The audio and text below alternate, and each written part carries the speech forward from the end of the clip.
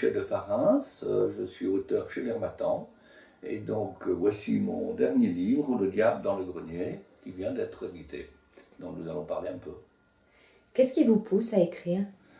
D'abord l'envie de créer, le goût de la création, puis bon, bien sûr le goût de jouer avec les mots, quoi. La langue française est tellement magnifique. Comment un sujet vous vient-il? C'est très variable, quelquefois il est déjà dans ma tête depuis longtemps, et d'autres fois je m'installe devant l'ordinateur, puis ça vient comme ça, ou ça vient pas, hein. Ça peut arriver aussi. Quel est le genre que vous préférez? Le roman. Le roman en un, et puis en deux, ex aequo, le théâtre, parce que c'est une récréation et un bon exercice d'écriture, et les nouvelles. De qui pensez-vous tenir ce goût de l'écriture?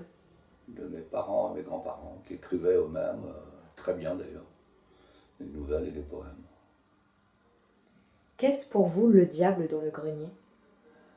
Alors, d'abord, c'est mon préféré, c'est celui sur lequel j'ai le plus travaillé. C'est d'abord et avant tout un livre de reconnaissance envers les gens, parents ou autres, hein, qui m'entouraient, envers les gens qui m'ont appris qu'un sourire, ça se recevait mais ça se rendait. Et aussi qui m'ont appris que la vie était belle, hein, que le bonheur, c'est un peu comme les lunettes, il y a des gens qui le cherchent alors qu'ils l'ont sur le nez, c'est pas peine de les chercher plus loin. De qui est la photo de couverture? Alors, elle n'est pas de Doisneau, elle est dans le style de Doisneau, elle est de la même époque d'ailleurs. Elle date de, on va dire, 44-45. Elle est du frère de ma mère. Et les deux petits choux qui sont dessus, eh bien, le petit garçon, c'est le héros du livre, Zouzou. Et la petite fille, vous ne direz pas qui c'est, parce que ça pourrait l'embêter. Ma première petite amie. Comment avez-vous connu les éditions L'Harmattan? Grâce à un de mes meilleurs amis, Claude Vigoureux, qui est directeur de la culture à Meudon, qui est historien et lui-même auteur publié chez L'Harmattan.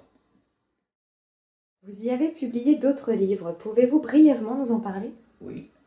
Le premier, De là au Danube, est un recueil de témoignages d'anciens de la première armée française, l'armée de l'Âtre. Et donc il y a 17 personnes qui, interviewées par moi, racontent comment ils sont arrivés à la première armée, après soit les chantiers de jeunesse, soit les maquis, les campagnes et les combats auxquels ils ont pris part, et puis surtout les souffrances qu'ils ont subies aussi, parce que ça n'a pas été de la rigolade. Et il était grand temps de le faire, là aussi c'est un devoir de mémoire. Hein. Il était grand temps de le faire parce que sur l'eau, il y en a pratiquement la moitié qui sont disparus depuis. Et étant président de la Fondation Maréchal de l'Art pour mon département, bon ben, ça s'imposait de le faire. Voilà. Le second, Madagascar, île meurtrie. Alors là, j'en suis pas l'auteur, j'en suis le metteur en scène ou en page, comme on voudra. C'est mon père qui l'a écrit. En fait, c'était des lettres qu'il a envoyées en France. Et tout au long de la campagne de 47-49, la campagne de répression de la première révolte indépendantiste. Donc il était à l'époque capitaine de tirailleurs marocain avec son bataillon. Et donc ils racontent leur vie au jour le jour. J'ajouterais simplement que contrairement à ce qu'on pourrait imaginer, ce n'est pas du tout un carnet militaire. Il s'intéresse aux gens, il s'intéresse au climat, il s'intéresse aux ressources de l'île. Il se désole que la métropole ne s'intéresse pas plus à cette île qui est quand même magnifique. Quoi. Donc voilà ce que c'est. Et là aussi, encore une fois, devoir de mémoire, mon père m'a remis ces manuscrits un peu comme on remet un témoin avant de mourir.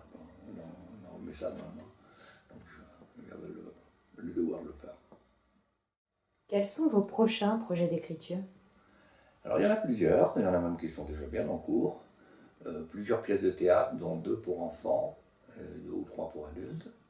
Quelques nouvelles que je vais essayer de rassembler en un recueil de nouvelles.